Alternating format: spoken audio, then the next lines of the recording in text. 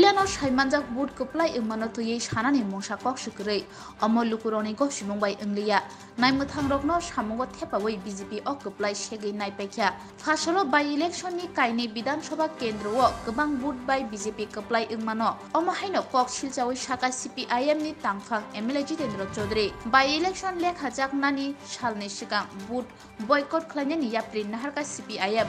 bud ni wngkhari sakalaijakmano sana thangui belaino joli jagai khuk khengka CPIM haste adong bo Saka soi kububai bud wngkhe kaini kendro wono CPIM Kwplai wngkhamun এই result কি হবে এটা তো আগেই জানা ছিল যে ধনপুর এবং বক্সনগর বিধানসভা কেন্দ্রের যে উপনির্বাচন এটা যে সম্পূর্ণভাবে প্রহসনে পরিণত হয়েছে আমরা বামফ্রন্ট এবং সিপিএম এর পক্ষ থেকে যে আশঙ্কা করেছিলাম তার চেয়েও বলা যেতে পারে আরো জঘন্যভাবে এই নির্বাচন যে রিগিং হয়েছে ফলাফল তা প্রমাণিত উদাহরণ বক্সনগর বিধানসভা কেন্দ্রে মাত্র 6 মাস আগে আমাদের তৎকালীন প্রার্থী প্রয়াত শামসুল হক প্রায় 5000 ভোটে জিতেছিলেন এই নির্বাচনে 6 মাস বাদে নির্বাচন হলো সেখানে সিপিআইএম এর প্রার্থী মাত্র 3000 ভোট পেয়েছে তো ভারতীয় জনতা পার্টি এই লজ্জা রাখবে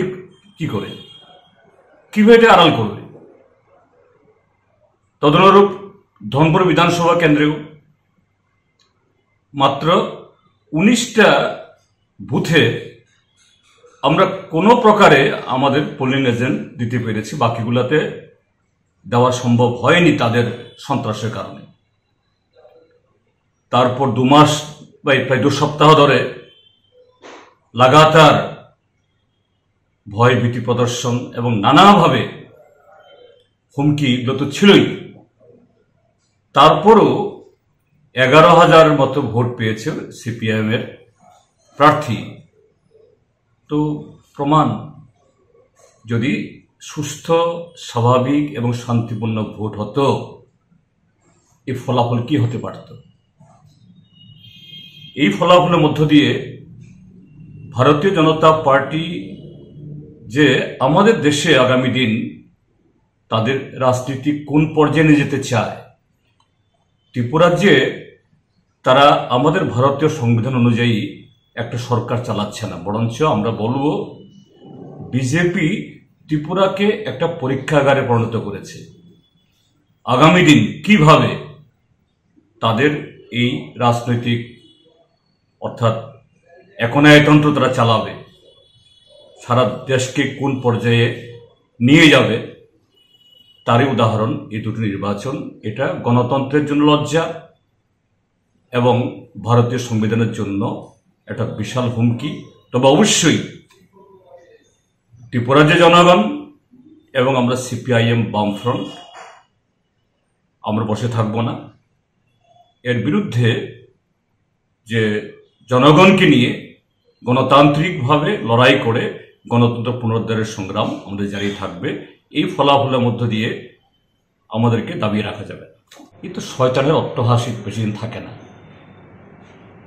একটা কথাই আছে না বাংলায় প্রবাদ আছে না এক মাঘে শীত যায় না এটাও যাবে না এদেরই অট্টহাসি এটা খুবই সংক্ষিপ্ত খুবই সীমিত এবং কেন এটা করতে হলো কারণ 2024-এ যে লোকসভা নির্বাচন আসছে ভারতবর্ষের অন্য প্রান্তে যে সমস্ত জায়গাগুলোতে উপনির্বাচন হয়েছে প্রায় সর্বত্র বিজেপির ভরাডুবি হয়েছে তো সেই জায়গায় ত্রিপুরা রাজ্যে সুস্থ ভোট হলে এটা হতে পারে না কাজেই এটা শয়তানের অট্টহাসি এটা স্বতঃস্ফূর্ত হাসি না এবং ধনপুরের মানুষ সেখানকার মানুষকে গিয়ে যদি জিজ্ঞেস করে মিডিয়া এরাই বলবে কেউ খুশি না এই রেজাল্ট এটা জনগণের রেজাল্ট না এটা গণতান্ত্রিক চেতনার প্রতিফলন নয় এটা স্বৈরাচারের একটা সাময়িক একটা কি বলে দুর্ঘটনা মাত্র।